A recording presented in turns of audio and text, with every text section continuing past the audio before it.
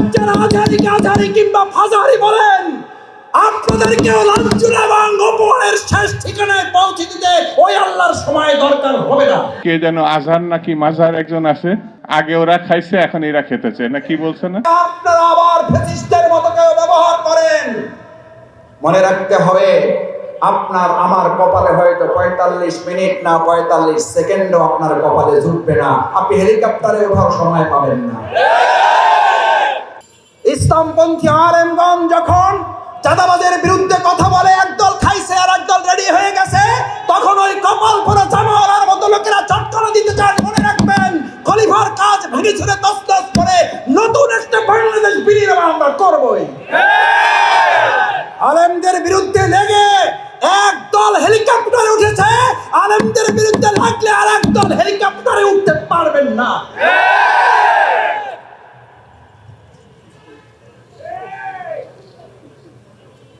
আল্লাহ তাআলা আলেমদেরও দেখেন, জালিমদেরও দেখেন।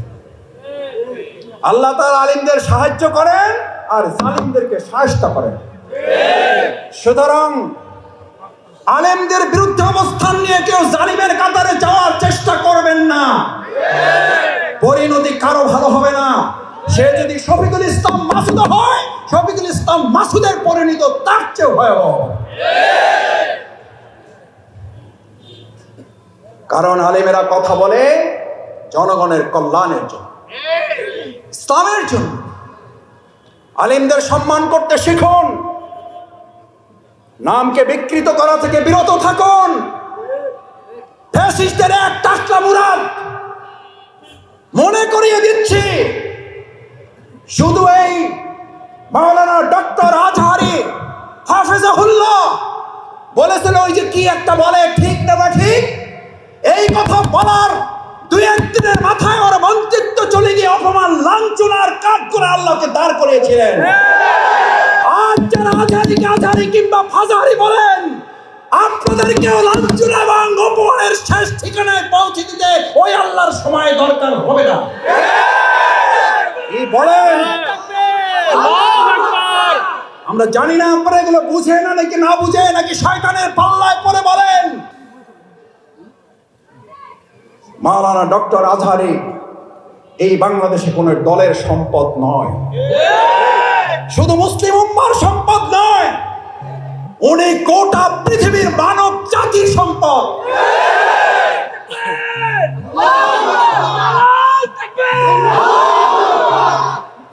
ওনাকে আপনারা বলেন একটা দলে যোগ দিয়ে দেন, আরে ভাই উনি তো একটা দলে আছে, বুঝেন না কেন?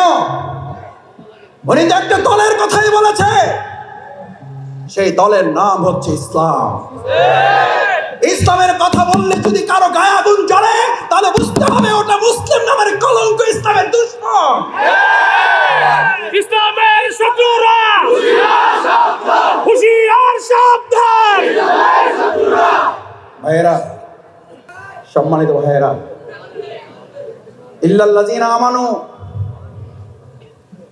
ইমানদারদেরকে এবার আল্লাহ তাআলা বললেন তোকে খলিফার দায়িত্ব দিচ্ছি, ওইটা কেটে টুকরা টুকরা করে ওটাকে একটা নতুন জামা বানিয়ে দিতে হবে। আমরা এই বাংলাদেশকে কেটে টুকরা টুকরা করে এটাকে একটা নতুন বাংলাদেশ করে দেব। এটা বাংলাদেশ জামাত ইসলামী করবে না, এটা ইসলাম করবে। ইসলাম পারে না, পারে নাই? জাহিলি মদিনাকে কি মদিনা বানাইছে? আমরাও আওয়ামী জাহিলি মদিনাকে সোনার বাংলা বানাবো। আমাদের আইএমএ জাহিলিয়াকে যে সোনার মদিনা বানিয়েছিল যে ইসলাম, মুহাম্মদ রাসূলুল্লাহ সাল্লাল্লাহু আলাইহি ওয়াসাল্লাম পৃথিবী থেকে চলে গেলেন। কেউ কেউ মনে করলেন মুহাম্মদ রাসূলুল্লাহ সাল্লাল্লাহু আলাইহি ওয়াসাল্লাম নাই, ইসলামও আয়াত নাযিল হয়েছে না হয় নাই? হয়েছে না হয় নাই? কি ঘোষণা হয়েছিল? কি ঘোষণা হয়েছিল? ওমা মুহাম্মাদুন ইল্লা রাসূলুন ক্বাদ খালাত মিন ক্বাবলিহি রাসূল। এ তো মারা যাবে, এর আগেও নবী রাসূলগণ মারা গেছে। উনিও মারা যাবেন। ইসলাম ছিল, ইসলাম থাকবে। মুহাম্মদ রাসূলুল্লাহ সাল্লাল্লাহু আলাইহি ওয়াসাল্লাম ছিলেন, আবু জেহেল আবু লাহাব ছিল। এখন মুহাম্মদ রাসূলুল্লাহ সাল্লাল্লাহু আলাইহি ওয়াসাল্লামের অনুসারী থাকবে, আবু জাহেল আবু লাহাবের উত্তরসূরিরাও থাকবে। তখন লড়াই চলছে, এখনো লড়াই চলবে।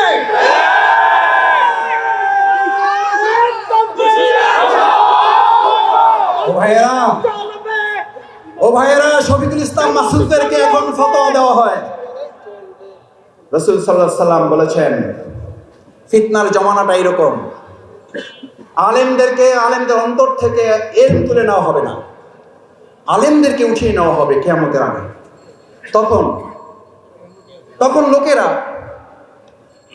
ইত্তাখাযান নাস, মানুষেরা গ্রহণ করবে এলেমবিহীন লোকদেরকে, নেতা হিসেবে মানবে মূর্খদেরকে, এবং শুধু মূর্খদেরকে নেতা হিসেবে গ্রহণ করবে তাই বলা হয় নাই।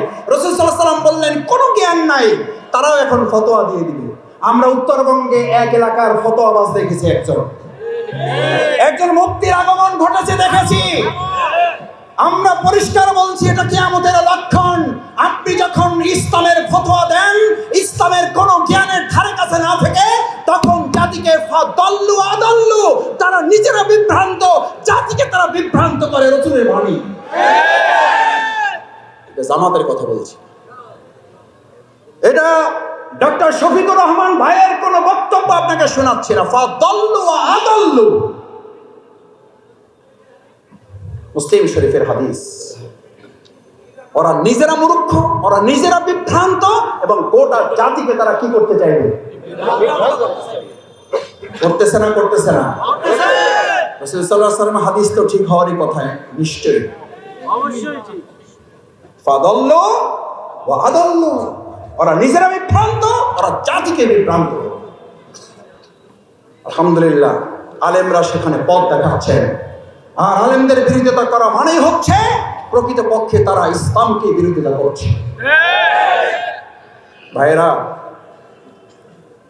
এবার খলিফাদেরকে নির্দেশ দেওয়া হলো, তোমার দায়িত্ব হচ্ছে এই, বিসমিল্লাহির রহমানির রহিম, ومن لم يحكم بما أنزل الله فأولئك هم الفاسقون فأولئك هم الجاهلون فأولئك هم المنافقون فأولئك